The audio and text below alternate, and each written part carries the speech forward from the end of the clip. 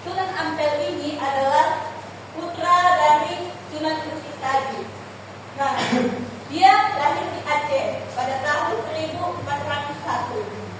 Namun pada usianya yang ke-20 tahun, dia hijrah ke Pulau Jawa dan meneruskan cita-cita perjuangan dari Sunan Kudus ayahnya.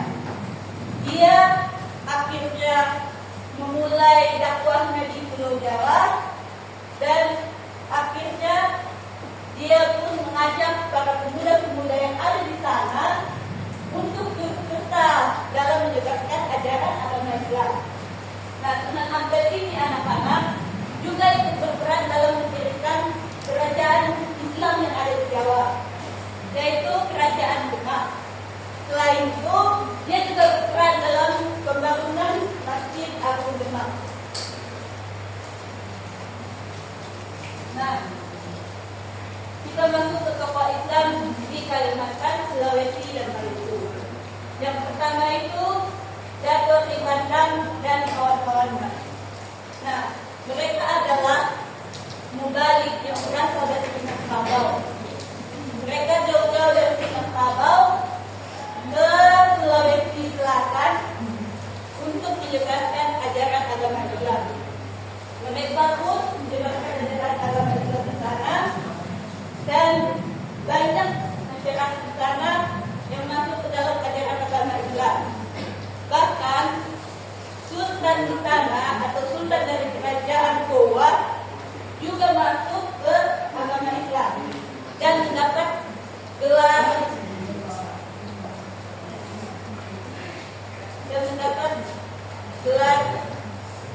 Abdullah.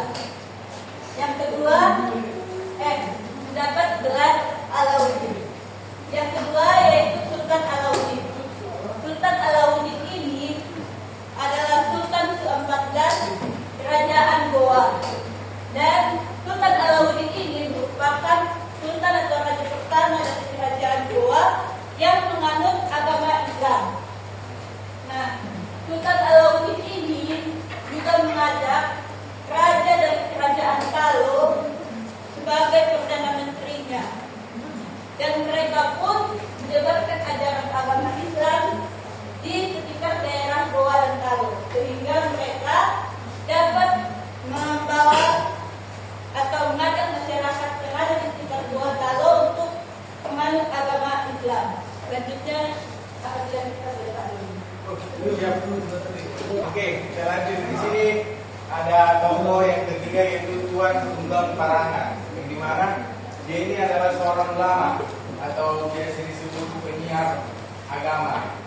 Dia ini menyebarkan agama Islam di Kerajaan Kutai Kertanegara yang dipimpin oleh Raja Haji Mahkota. Yang di situ dia terus menyebarkan agama Islam itu di Kerajaan Kutai Kertanegara sampai Raja Kutai Kertanegara itu Haji Mahkota itu masuk ke Islam. Oke, tempat ini ada Sultan Zainal Abidin, yang dimana dia ini adalah seorang raja di Kerajaan Ternate yang masa jabatannya di 1486 sampai 1200. Sultan Zainal Abidin ini pergi ke Giri yang berada di daerah Jawa untuk belajar agama Islam, dan kembali dari Giri dia membawakan ajaran agama Islam dalam sistem pemerintahannya sampai dia mendirikan sebuah pesantren dan mendatangkan guru ulama dari Pulau Jawa. Oke, kita lanjut.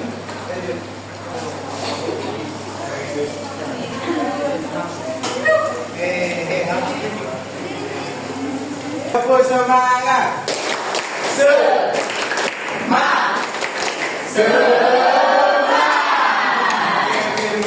Berbicara pada masa Hindu, Buddha dan Islam. Ya, di sini kita menjadi penerus bangsa harus mengenang dari tokoh-tokoh sejarah pada masa Hindu dan Buddha. Bisa dibaca oleh anak Bapak Wijaya Manik. Kalau dibaca, tenang. Oke, baik, kita lanjut. Jadi upaya mengenang tokoh sejarah pada masa Hindu Buddha dalam adalah salah satunya cara untuk menjaga, merawat, dan melestarikan peninggalan sejarah.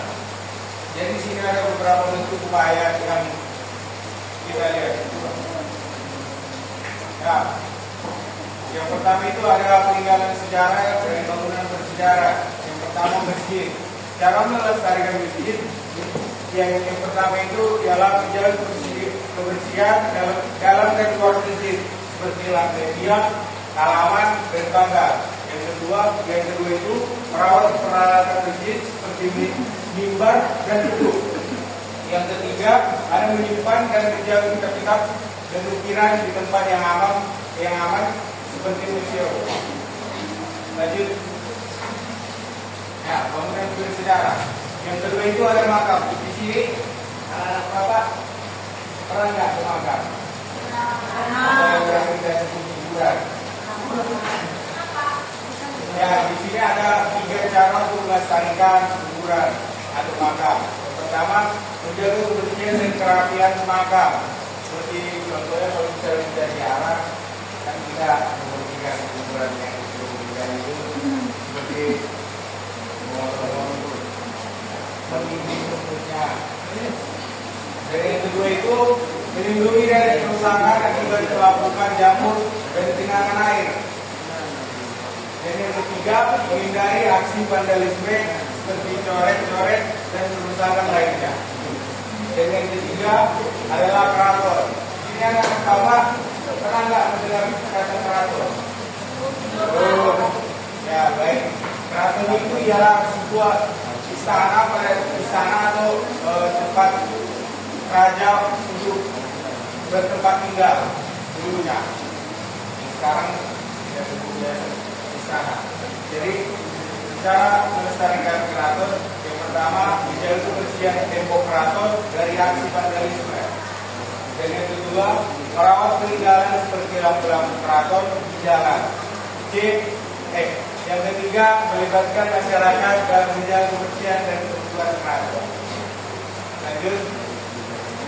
Jadi ini ada upaya melestarikan kesenian. Yang pertama ada upacara adat sengketa Grebek Maulud yang bisa dilihat di foto yang di atas. Itu ialah upacara adat sengketa Grebek Maulud.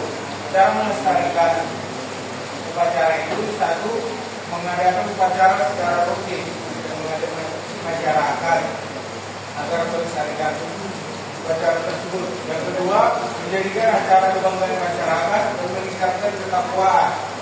Dan yang ketiga, mempromosikan sebagai ajang wisata untuk menarik wisatawan. Lanjut. Dan yang kedua ini ada seni pertunjukan atau biasa wayang kulit. Ini anak bapak tahu nggak wayang kulit itu apa? Wayang kulit itu seperti pertunjukan yang berbentuk boneka yang digerakkan dari balik layar. Cara melestarikannya, pertama memperkenalkan wayang kulit dalam pendidikan seni di sekolah. Dan yang kedua mengadakan festival atau lomba. Yang ketiga mempromosikan sebagai ajang budaya. Dan yang melestarikan kesenian yang ketiga yaitu tembak dan suluk. Tembak suluk ini seperti tarian dari tembak suluk, bisa kita lihat.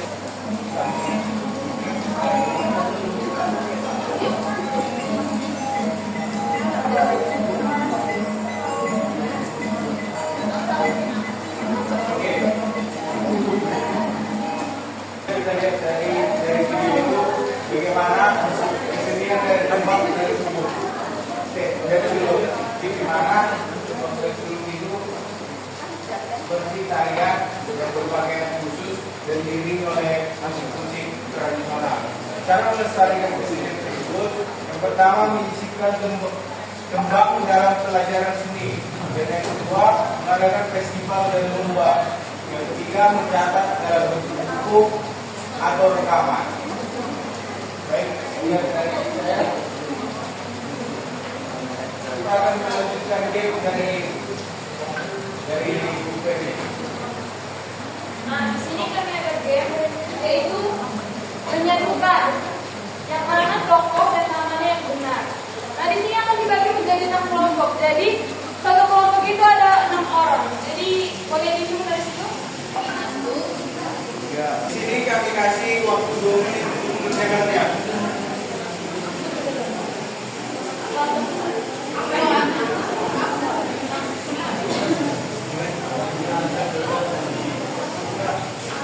Ini kita bahas.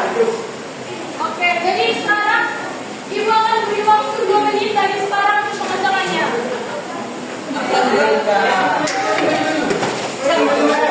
Ini aja.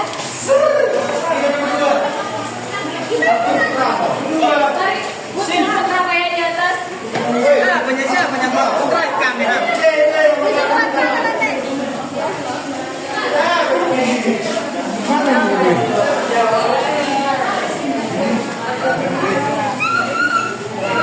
Dibuat nama kelompoknya kelompok berapa?